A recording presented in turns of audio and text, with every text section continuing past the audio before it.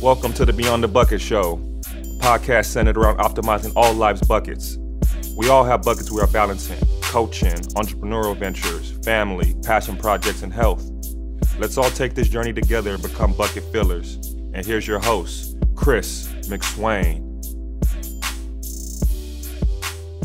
Jamie Craighead is the women's head basketball coach at San Jose State University. Last season, Coach Craighead led the Spartans to 19 wins, which was the most in the school's history since the 1979-80 season. Basketball has always been in her blood. Craighead was the State Player of the Year in Washington, then starred at the University of Oregon, where she led the Pac-10 in threes made. After graduating, she started coaching at Seattle Pacific University. A few years later, she became the youngest Division I head coach at the youthful age of 28. Coach Craighead is a true light of passion. Her ability to connect with people has made her an absolute bucket filler. Sit back and listen to how this small town girl makes a big impact on and off the court. Before we start, if you have 60 seconds after this podcast is over, please make sure to subscribe, rate, review, and share this podcast with your friends. Helps me bring on more guests to help us all become better bucket fillers. Also, follow me at Chris__McSwain on Instagram and Twitter. I'd love to hear from you. Now let's get to the show. We also wanted to let you know that there are a few audio technical difficulties at the beginning of the podcast. We are sorry for the sound quality, but it does get sorted out after a few minutes. Thank you. Coach Craighead, happy to have you on the Beyond the Buckets podcast. Thanks, Coach. I'm excited to be here. Really appreciate you having me on. Great. Well, let's get right into it. You had a terrific season last year, the 1920 season, the nation's largest single season win turnaround, going from 6 victories to 19. And tell me about that process. It's the most victories in school history in over 40 years. Yeah, obviously it definitely was a process, right? It didn't happen in just a season. It's been laying the foundation and building the work since I've been here. And years ago, we had a really, really young group of players that were talented, but obviously the basketball level is different than the high school level. And they came in and they put in the work, and then we added a few more pieces to our plus last year in our point guard and player. And ultimately, they were a competitive group that focused on the process. They were always trying to get better. They kind of figured out they could win some games. As soon as that happened, the rest kind of history this season. They just were hungry and definitely wanted to put themselves on the map. I absolutely love it. And tell me a little bit more about your upbringing. I know you grew up in a small town, I believe, of 3,000 people. And how did you become this dynamic person in such a small place, or growing up in such a small place? I did. I grew up in a town of 3,000, the same best friend all the way through high school. Little church that I attended, my whole life. My parents, kept me very well grounded, but always encouraged me and allowed me to kind of try just anything I wanted to do. I played a number of sports: soccer, softball, and basketball. Loved them all. Was a really outgoing kid in terms of, athletically, just wanted to be doing things all the time and be outside. I had the best part of it, I think, was, growing up, having role models in my mom and my grandma, and them kind of just instilling in me like a work ethic and maybe a desire too to get out of that small town. They stayed in it their whole life, and they could kind of tell that I had, bigger goals and dreams, and that a lot of the things I wanted to accomplish were outside of our town. They just weren't options there. Sure. But man, it gave me such a great foundation in terms of humility and hard work and people who care about one another, a sense of community. And it's really where I developed my sense of, passion for people and growth and being relational, had great relationships with some of my coaches that just kind of expanded beyond basketball and became about my life, and just want to be that for, my players. I love it.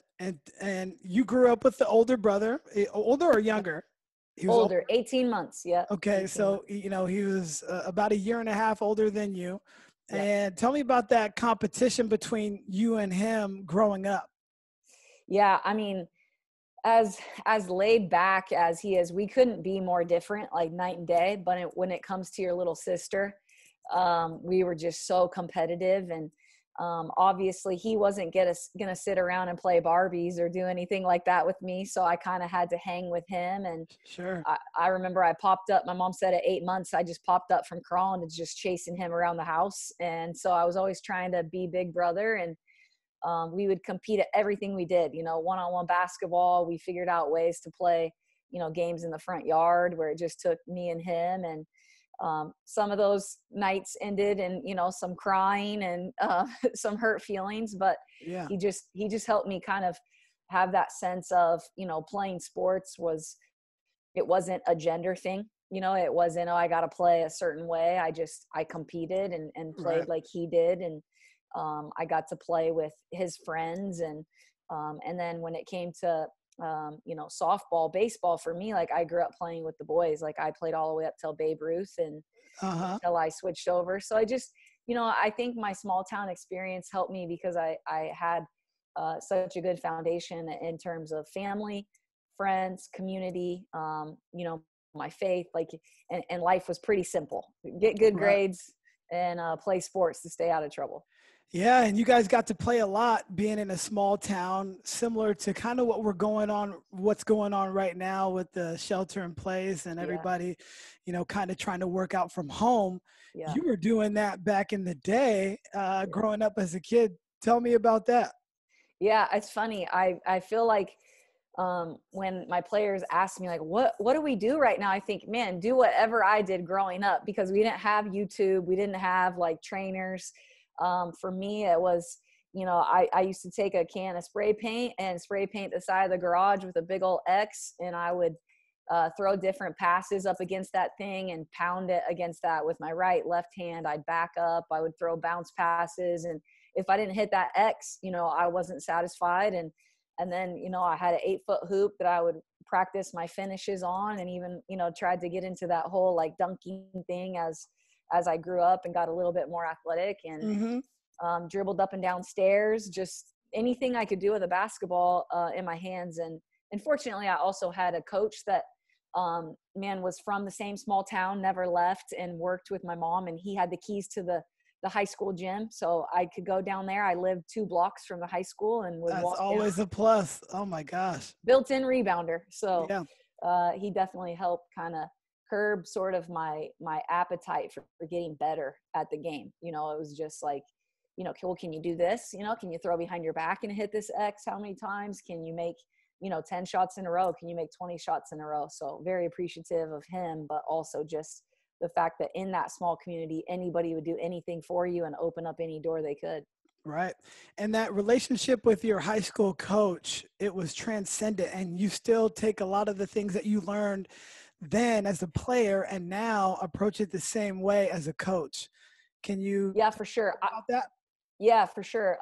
Well, first of all, I think I was really blessed, to have a coach that also at that time was very much about building a program. Like he treated it. And I find, I know you do this too. Like you treat your high school program like you would any program. If you were coaching Absolutely. college, Yeah. NBA, like it wouldn't matter. And Sure.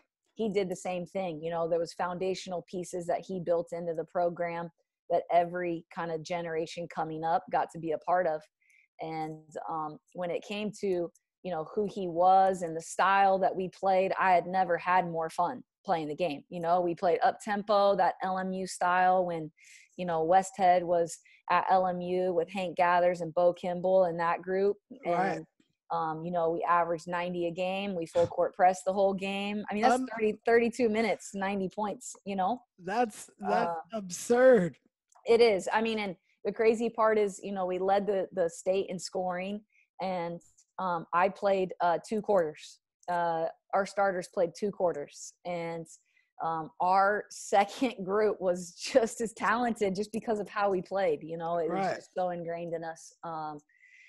So I kind of took pieces of that as I moved along, and I saw what we did at the college level. It was completely different from what I experienced. Mm-hmm. We won games, so it kind of triggered to me that you can win doing different things, that I had to find kind of my identity as a coach. And I think that was something that kind of really helped me understand when I got my head coaching job, I was going to be true to how I felt the game should be played and where I thought my players would have the most fun. And on that side of it, how do you brand it and market it to a place where you can get more fans? And so that's I definitely love that philosophy. It is taking the best from what you've learned over your course of your playing career and added it to your coaching. And that's ultimately, you have to make it what fits you, right? Yeah. And you can try to mimic somebody else's secret sauce or whatever it may be, but you got to make it yours. And so your sauce is going to be different than your mom's sauce, and so forth and so on. So I just really appreciate that perspective from a head coach.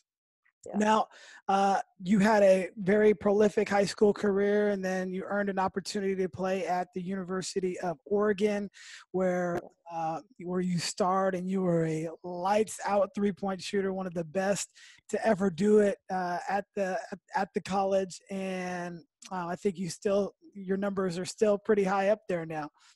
They're somewhere up there, but I'm not one of those people that, they always say the further you get away from your career, the bigger, your role was. Mine, I think I kind of do a detriment to myself. I'm like, I was okay. I played with some great teammates that made me look as good as I did, or as probably better than I was. I definitely, though, loved the game, competed. I started, like, I don't know, 120 games. It was some crazy number. So I got to play a lot. Played with some really talented people and some really talented coaches that coached us. I like it. And so transitioning from there, you got directly into coaching, but tell me how you have been able to become a head coach and you've never had an interview in your coaching career. Yeah, isn't that crazy? It's like I don't know. It feels a little bit like magic, but I got into coaching. I was really fortunate that when I was trying to make that decision if I was going to go overseas or get into coaching, that I started working some camps. And I got an opportunity to go kind of home to visit my family in the Washington area, the Seattle area where many of my family members live, and there was a camp being hosted at Seattle Pacific. Or Gordy Presnell, who's now the Boise State coach, was. And I worked his camp for a week and he offered me a job. I tell him all the time, I don't know if it was like a real job, if you can qualify $8,000 as your, entire pay, because he certainly used me as a full-time assistant coach, right. But promoted me the next year to his full-time, assistant coach. And then a couple of years later, got an opportunity, was, called by at the time, Charity Elliott, who's at LMU. Mm-hmm. She was at Portland State at the time. And she had heard through some mutual friends at Oregon State, not Oregon, but Oregon State, that a shooter that used to terrorize them. No, I'm just kidding. Oregon Duck that they'd heard good things about was coaching at Seattle Pacific. And it would be great if you could get her on staff. So I think ultimately that's kind of how she heard of me, asked me to come up and interview for an opening, and offered me the job while I was up on that interview. And then Sacramento State came about as Dan Muscatel, was a coach at Oregon when I played. Mm-hmm. And he asked me to come be a part of his staff when he had an opening. So it just kept going. And then he left to go back from Sac State to Oregon. And our athletic director gave me an interim head coaching job and said, hey, you're the youngest coach in the country, so I'm going to give this to you, kind of prove to me what you got. And we had a pretty good year. And he gave me the job. And then Gene Blameyer, who was at San Jose State, kind of the same thing, had heard through Gordy and his coaching tree that he was looking for a coach. And he said, you got to go get her. She's been winning at a place that has really struggled over the years, and she's found a way to get it done. And so he came and offered me that job as well. Well, that just shows that you're really good at what you do, and the way you're able to just meet people for the first time, and basically they're going to remember you as soon as you meet, because you're so genuine. That small town feel has really paved the way for your entire career, and for you, I wouldn't say not to have interviewed. You've obviously interviewed, but to be offered those positions just goes a lot to the person you are, and really to your roots. So I really appreciate that about you. No, I appreciate that. And I think sometimes for me, I look at it, and I know some people do things a different way. They market themselves and they create a brand. Who I am to my core is I've always just been that person. You put your head down, you grind as much as possible, you write by people, and you do the best that you can do at whatever you're working at. And I feel like you'll get to where you're supposed to go. So you mentioned you were the youngest Division I coach. I believe you were 28 years old at that time, and you had a successful career at Sac State. I think the winningest coach in that 4-year time during the school's history. But you have this intensity about you, and you have this, I guess you've even told me, OCD nature. Where did that come from? And I think that's the reason why you're such a good coach. You know, honestly, family, I still like, we laugh. They are like, you must have been adopted. We know you're not. That sort of OCD, the details kind of thing. It's just kind of been who I am. And when it applies to basketball for me, coaching the game, what I love about the game is you try to master it, there's always something else you can improve on. And that goes for coaches and players. I could master ball screen offense and then I see or have, watched somebody else do and said, oh, this is better than that. And what if I could add this? And, with our players, it's the same kind of thing. Is like, how good can you really be? And what does it come down to? Because you could take basketball and you can simplify it down to the smallest thing. And that's, your footwork. And then you can also expand all the way up to, now taking individual players and putting them together. And, how do you make that be synergy and have rhythm and feel, making music, so I guess like that's just kind of been a part of my personality. And I think the thing that makes it okay is I'm also a people person. I think that if I was OCD and kind of just detailed and then didn't have, any type of personality or couldn't relate to people, that would be, difficult for players to relate to. But, I have a really good sense of family and community. And my family, I come from a very diverse background, even though I'm from a really small town. And I've been able to be around a lot of different things and see a lot of things that most people would not think that I have. And Right. Because of it, I think that I can relate to a lot of different people and a lot of groups of people and have a lot of empathy and understanding for that. People are different and we come from different backgrounds and places. Yep. That is something I love. Yeah. I love that.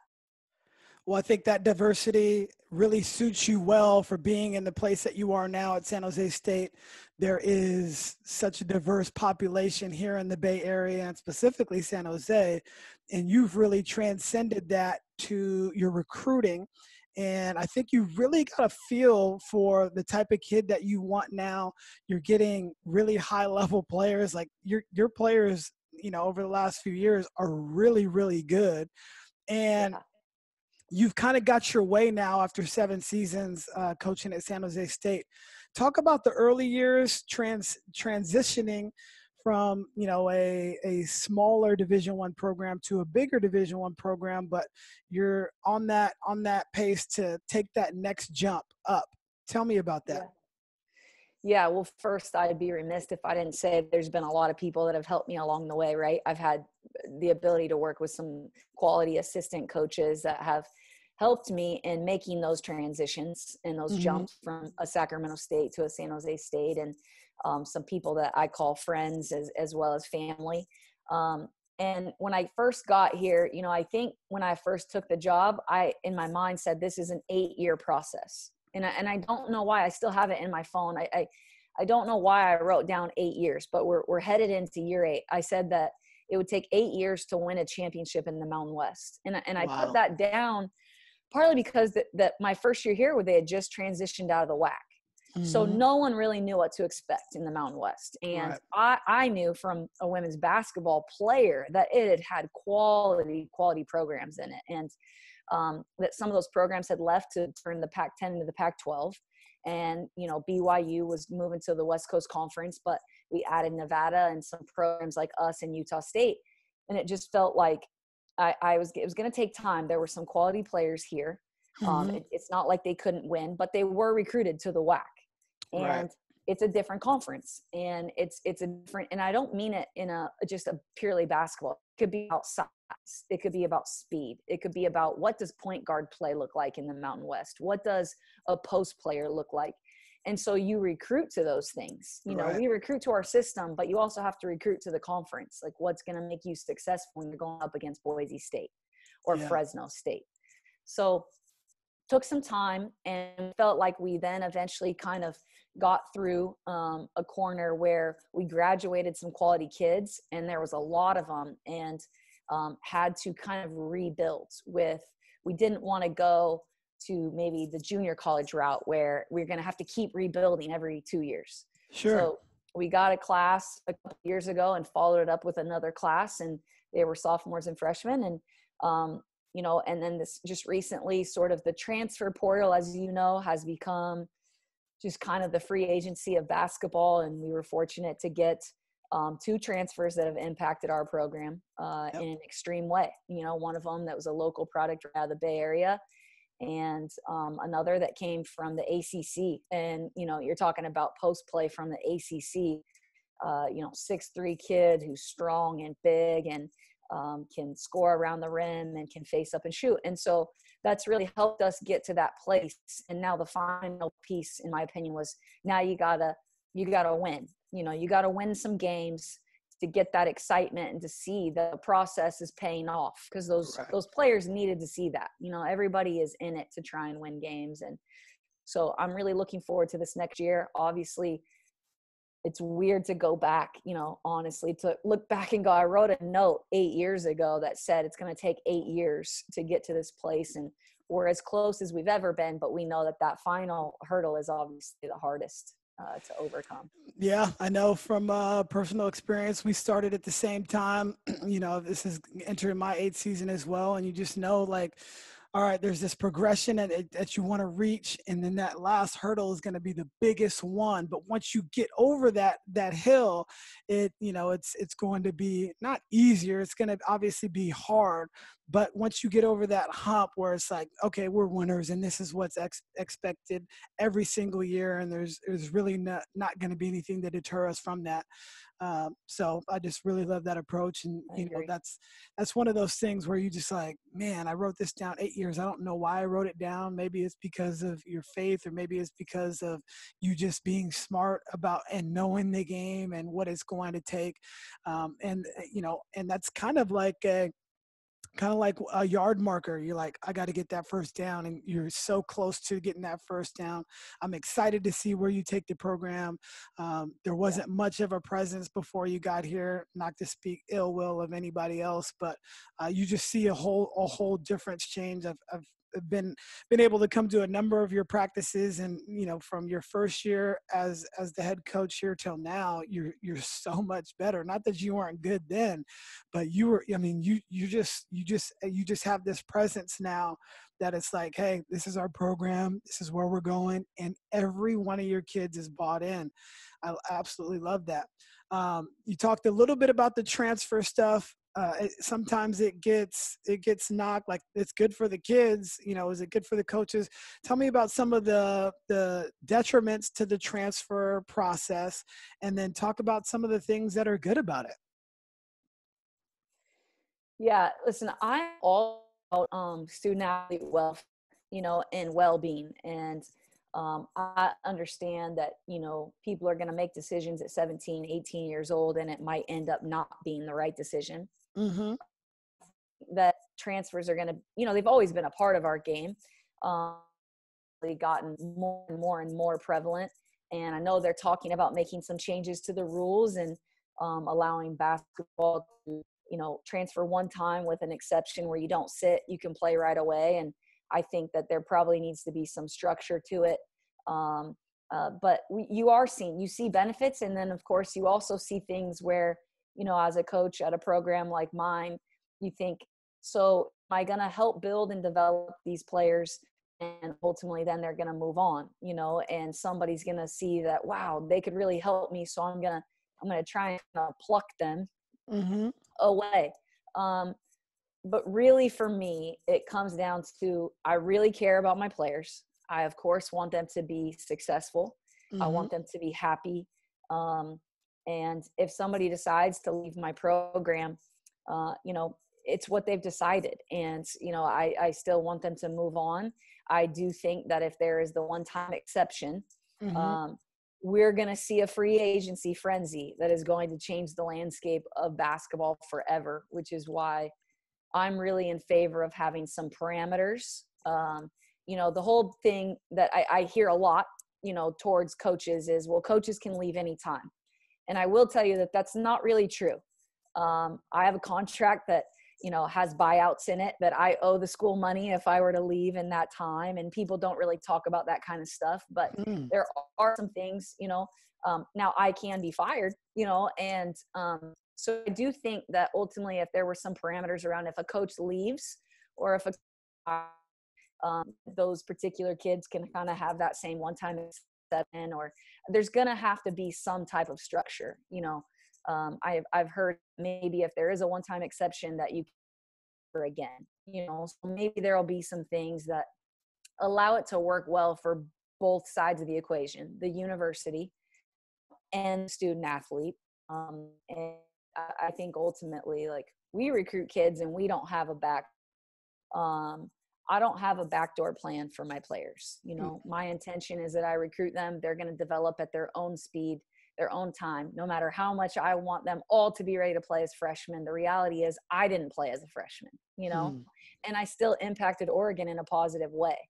And so I really try to focus on that. And we really stay committed to our kids. And so, we always are hoping that kind of will be the case with the players that we recruit. But it doesn't always work out. It's not always a perfect marriage. And sometimes people, go their own way. Now, when people do, or when players do stick it out, have you seen it be successful for the majority of them? In my experience, I've seen that. Like, if you stick it out, you may not play much as a freshman. You may get some minutes as a sophomore, junior, your role increases. And by the time senior year, whatever role it is, it's going to fit you the best. Have you had that same experience? Yeah, for the most part. And I'm not going to say that I haven't also seen that kid that stuck it out and enjoyed the university and their teammates enough that even though they maybe never got that playing time that they wanted to the level that they wanted, that they still didn't ultimately have an experience that will last them forever. And it was still something they were a part of. But for the most part, if you stick it out, your journey is different. Everyone's is. But for the most part, you're going to win with upperclassmen, juniors and seniors at this level. So if you're a freshman and sophomore and you feel like, okay, I earned a little bit more time and now I want this, and you're willing to put in the work, it's going to pay off. Right. I would say that maybe those particular players that stayed there and maybe didn't get the playing time, maybe they didn't put in the work that it really took. They were kind of satisfied with whatever that role was. Right.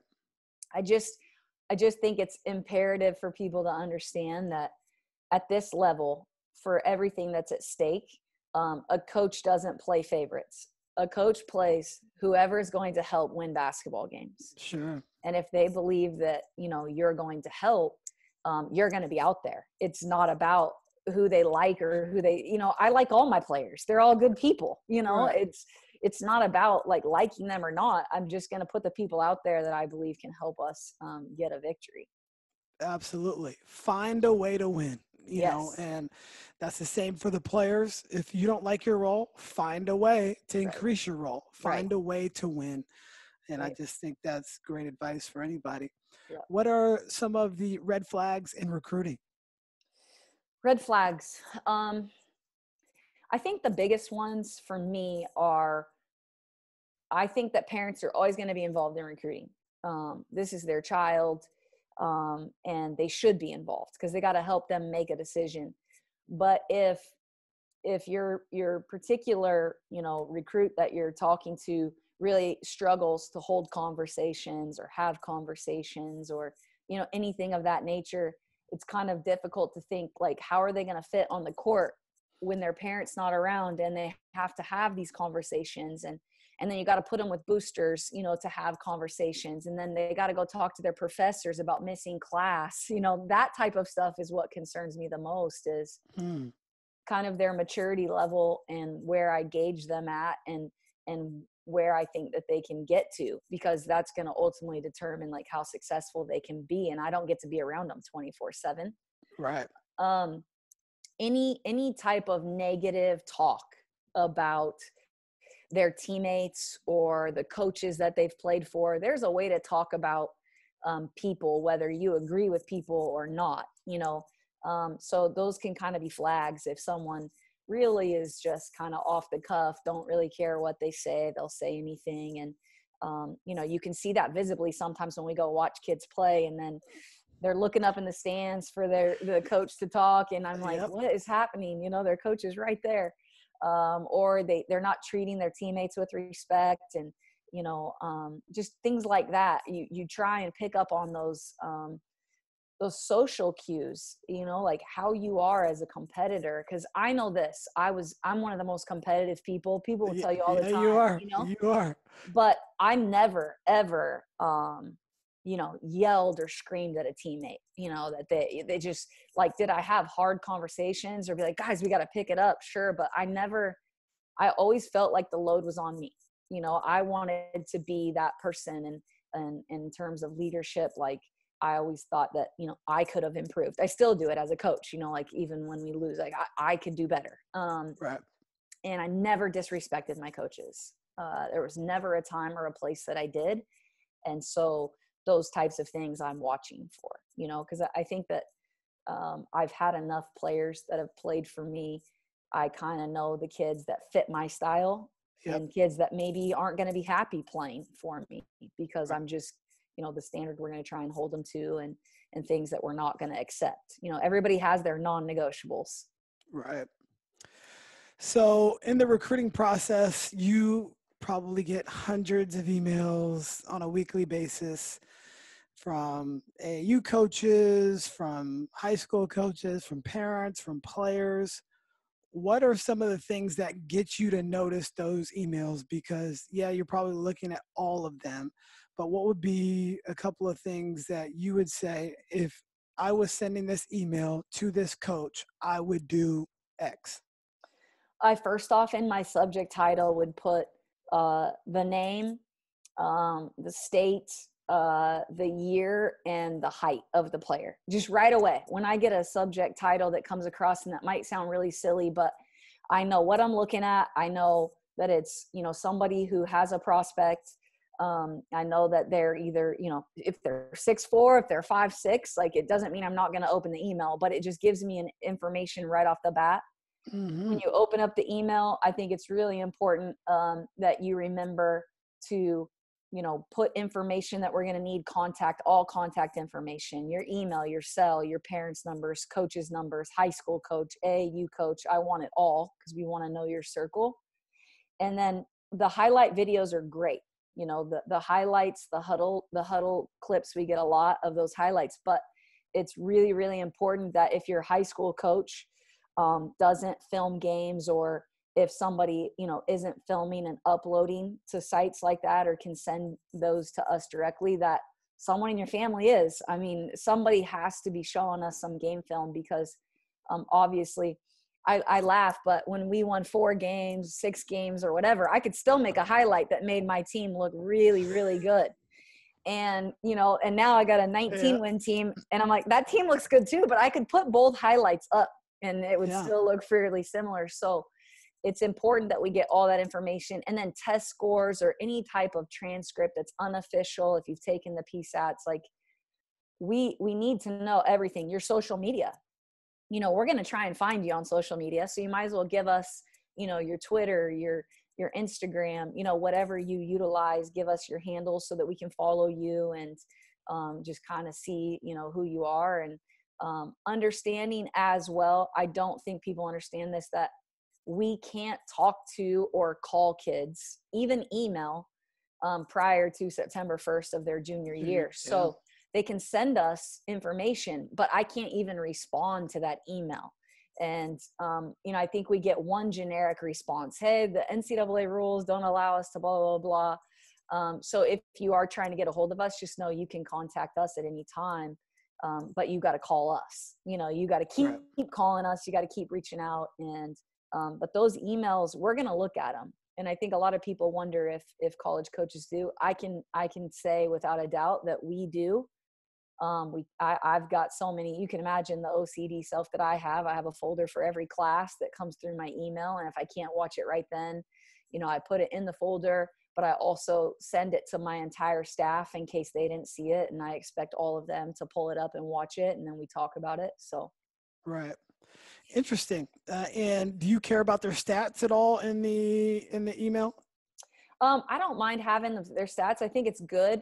I think the hardest part, and you probably could share and enlighten me a little bit, is sometimes those stats don't seem very accurate or real because they're probably coming from like a parent.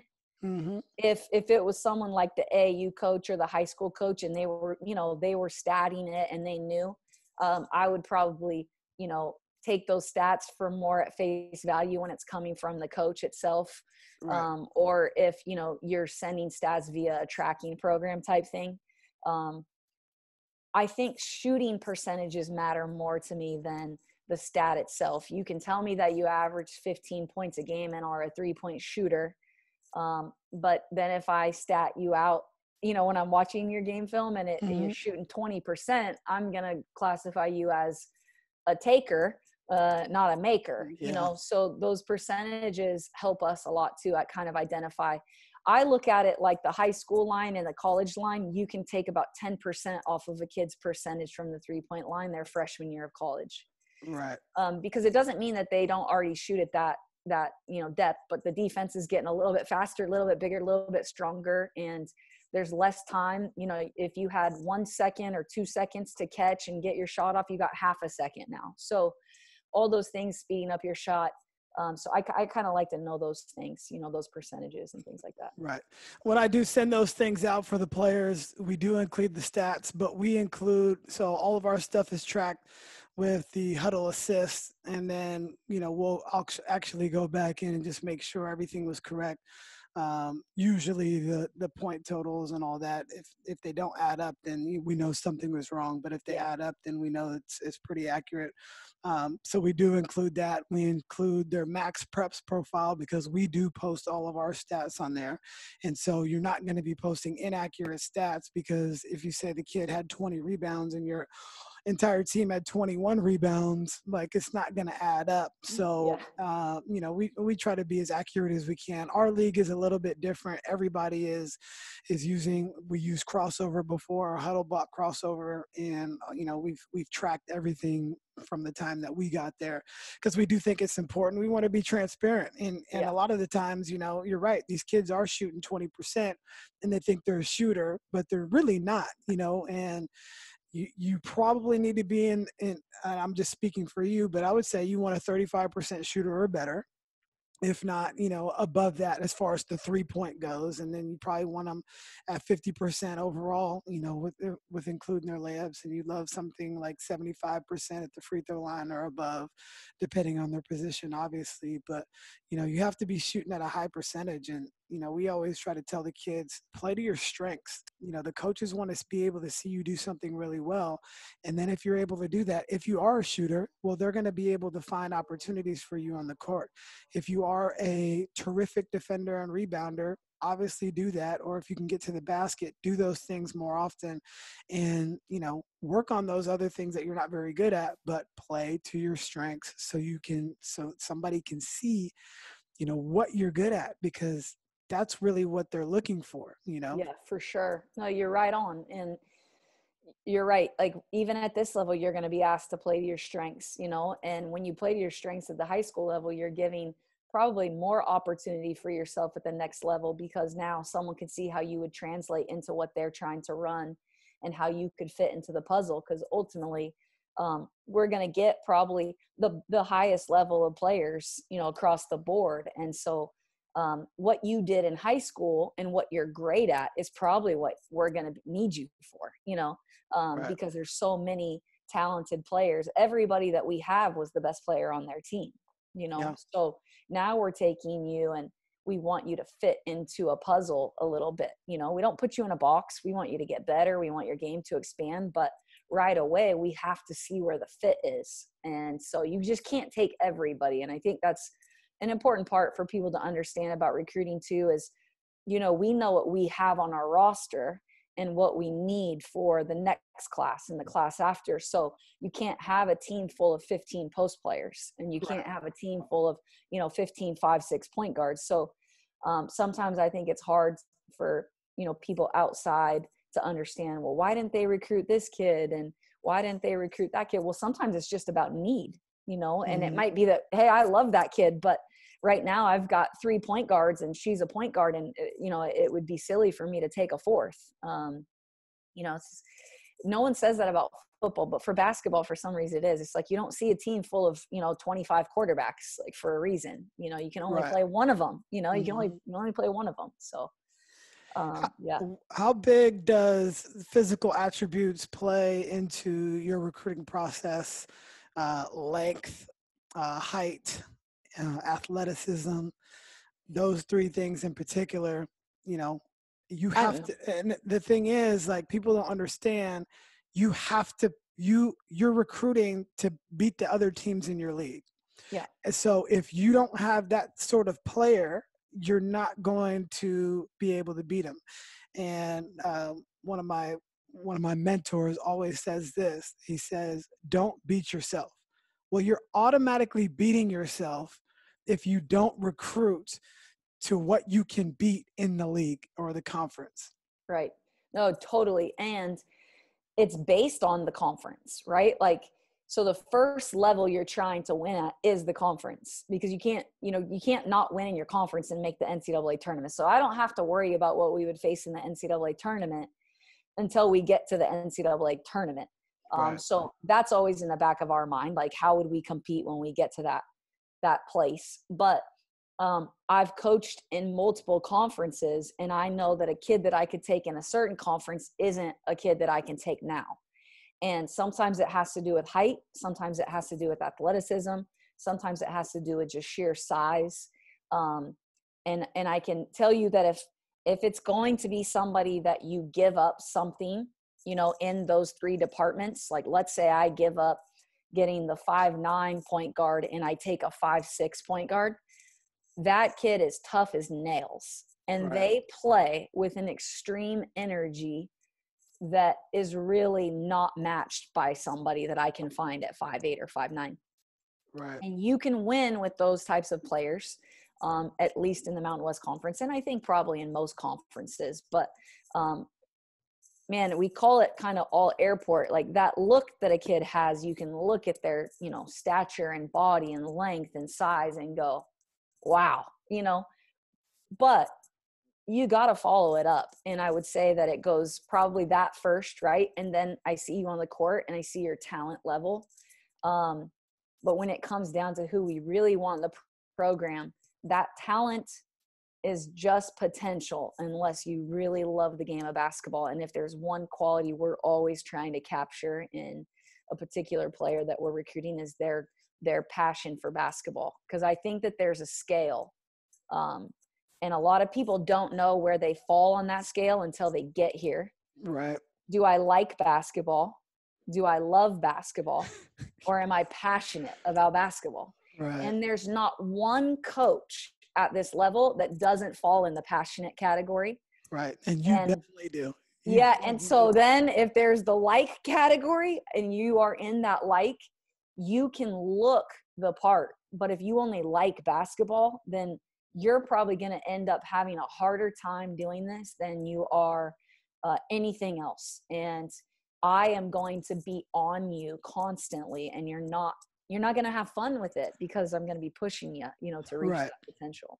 And it's your job as a coach to put them outside of their comfort level in order for them to reach their success. I don't know any walk of profession where it's like, oh, okay, I can kind of go through my day and it's gonna, I'm gonna be great at it. But if you don't have that level of intensity to take you to that next level, then and somebody can't draw that out of you, then yeah, you're right. You're gonna be miserable. I've seen it a number of times where, we have a lot of kids at the high school level that don't even know what they want. They're just doing it because a lot of their friends do it, or they're doing it for so long. But if you don't love the game, then it can become more of a burden than it is fun, and nobody wants that. No, and ultimately, that would be the last thing I would ever want, because of how passionate I am about basketball and how much basketball is given to me, how much I've loved it. Mm-hmm. And the hardest part is that, I think sometimes for parents, it's hard for them to see like where their child really fits on that scale. Mm-hmm. Until they get removed from, their support system at home, who has probably said, go pick up a ball, go pick up a ball. You're going to play AAU this year. We're going to get that scholarship. And it's not wrong. That's not wrong. It's just that when they get here, it is a grind. And Right. Anybody who really doesn't appreciate that it's going to be hard, if it was easy, they always say everybody would do it. Well, that is the epitome of college basketball. And I'm assuming college athletics, but I can't speak for every sport. Right. It's going to be hard, and it's going to be a grind, and it's going to be fun if we put in the work, but if you don't put in the work, it is not going to be fun. You're going to lose. People are going to be upset, and you're going to be miserable because we're going to have to be on you all the time, and you got to want to work. How important is winning? Well, it depends on who you're talking to. I think Mm-hmm. there's kind of a scale for that too, but obviously anybody outside our program, winning is the only thing, right? They can say that, oh, we want your players to be happy and have a great experience, but my players can be happy sometimes and having a great experience, but we were losing. And those people that are saying that we want you to have a great experience, we want your players to be happy, are not happy when we're losing. So Sure. Obviously it's college athletics, and we know that it's a little bit of a business. There's money, there's a lot of money that our university puts into our program. And, Right. And that's sometimes lost. That scholarship is very valuable. And so is the travel that it costs to go play and be a part of this conference, and the money that it's spent. Winning to me is a byproduct. If we're doing the right things and we're getting the right people, I know that we can win. And I'm like I said, as competitive as it comes. Like, I don't enjoy losing on any level. But I say when I was 28 and got my first head job, I was so young and dumb that I was like one of them. We just were like, whatever, let's just play, let's go hard. I could let a lot of things go. And now the principle of everything and why it matters is far more important to me, because I know that I'm helping to grow young women who are going to go and do lots of things, and it might not have anything to do with basketball after this. Right. And I want them to have an experience of, I want them to be able to cut nets. Okay. I want them to be able to do that, because that will be forever etched, in their hearts and minds, and solidify their success. I want them to graduate, with the degree that they want to have. And I want them to do well in school. And I also want them to be prepared for the next step. And to me, that's a toughness level that you get from competing in college athletics. So to me, those three things matter, and they're equal. And cutting the nets obviously plays right into winning, and we haven't done that here in my time, but that's the goal. And if we're always striving for that, we're going to be successful and have winning seasons, which is always the goal. But, I maintain my job if we win. Ultimately, like, that's that's a part of the business, and I'm aware of it. I try and keep that from my players, but they're aware of it too, you know, that, Right. you know, we got to win, and, you know, different things like that. But winning is important. I'm not going to downplay that. Yeah. But it's not the only thing. As a head coach, you have so many different responsibilities, so many hats that you have to wear.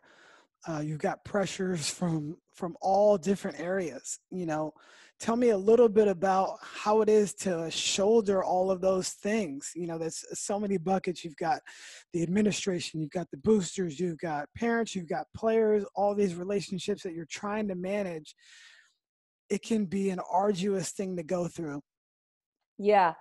And I think that in my time, you know, you grow and get better at this, but I used to try and take it all on myself. You know, I was just young and hungry, and, you know, I felt like I could do everything and handle everything. And thankfully I've smartened up. And the more that I've allowed, you know, my support staff, my assistants, you know, a role in what we do and how we do it, it's allowed me to be a better coach and focus on, you know, the 3 or 4 things that really matter that I need to deal with. And then the 3 or 4 things that each of them can deal with, Yeah. so that I'm not spread so thin. Yes, I have, you know, lots of people that I answer to and talk to, and lots of things outside of basketball that people would, you know, be mind blown if they're like, oh, you don't just coach? No, that's like the smallest part sometimes of my Right. job. But I'll say, Chris, like, the cool part is, I just feel like I'm just wired for this. You know, I love the busy. I love, you know, the different hats. I love my job, and I love the business, and I love the basketball, and I love the players. And so for me, I still feel to this day that it's just not really a job. You know, Right. it's my life. This is what it is. And I enjoy it. It doesn't mean that every day there aren't challenges and things aren't hard, but it is a lot of balls, and it is a lot to keep moving forward. And, you know, it's my job as a head coach to always try to advance the program. And it's just like now, like, I just never wanted our kids to be satisfied, you know, like, you know, our goal was to have a winning season. Well, we did that with 7 games left. And I'm like, okay, well, don't be satisfied with that. It's always trying to find that next, you know, opportunity that we're trying to reach, or goal, and driving them. And I think ultimately, I think that benefits our players in the long run. You know, whatever's next, kids, family, job, career, like whatever it might be that they pursue, like, you know, just kind of that thirst for life and that hunger to like get up in the morning and accomplish. What a great inspiration. I mean, you just attack the day every single day with great intensity, great just mindset, you know, and I just really appreciate that. Like, this for me, just seeing somebody so passionate about what they do and just finding what they love and what they're really good at, it just shows. And so for anybody that's out there listening, fight for your passion and go for it, you know, with 100% ferocity, you know, just like Coach JC here. Just amazing insight. Talk about some of those other buckets in your life as we wrap it up. I mean, I know your faith is extremely important to you. You know, the family and the friends that you have around, extremely important. I know your lifestyle and working out, as we talked talked a little bit before we jumped on. Tell me about some of those other buckets in your life that you fill. You know, I'm trying to learn balance. Everybody in my life, my whole life, has been like, how are you going to find balance? But ultimately, my family and friends mean a great deal to me. I've got quality people in my life. You know, I work out, try and stay fit, and mentally just want to be fit. Spiritually, you know, podcasts and church service and my devotionals and prayer and kind of some, you know, meditation. I'm all about watching motivational videos and reading books. I have not read a fictional book in over 20 years. They're all based on, you know, coaching or mindset or business and growth. So, you know, those types of things. Or, you know, I'll pick up and read a book about Michael Jordan. You know, it's not fictional. And so anything that kind of can help me be a better person. And I've got my dog, 12-year-old lab. So she makes me come home from the office at this point. But my faith has been a really big part of, my journey, and it's helped me maintain sort of my composure in, the hard times, the tough times, the times where, you're always going to feel like this goal is out there and you're struggling to reach it. And it obviously has kept me, motivated, and because, I do it for a different purpose. I've always believed that coaching is sort of what I was called to do. And I have not been called to do anything else at this point. So I feel blessed. But yeah, it's kind of it. Just friends, family. There's not a whole lot of downtime. Right.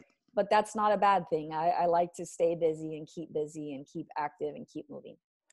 And one last question. What does your phone look like on a week-to-week basis? Like, is your screen time astronomical with getting back to all these people that you have to reach out to? It's pretty high. Yeah, it's pretty high. I try not to look at it. But I will say my staff, what I love about it is I've got a staff that grinds, like I do. And I can't tell you how awesome it is to have people around you that, they believe in you and I believe in them, and we're building something. And so I'll be on the phone as much as I need, and I'll do whatever I have to do, because it's for something that I'm passionate about. I'm constantly trying to also re-recruit my own players.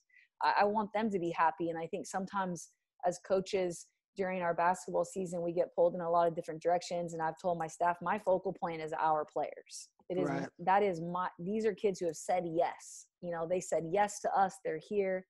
So I really try, and during the season, focus on them. And then the off season opens up. And like right now I'm, kind of getting more involved. I'm talking to recruits and players and families and our players still, but I kind of hunker down during season, and people right. can like that or not, but ultimately it's what I've decided is best for my program and my players. They need to know that we appreciate them and that we're not just out there always trying to replace them or find someone else, Right. No, I noticed that you stopped all your social media during the season, and I think that's a good way to decompress and just focus. You can really focus. So many times we're on our phones and just looking at useless information that doesn't do anything to add value to our lives or the people around. And one thing that you've really done is added so much value to, everybody that's gotten to know you, and you're going to add so much value from people listening to this, get to know you a little bit better. I mean, you're just such a dynamic person that is rooted in faith, and I just appreciate our time today.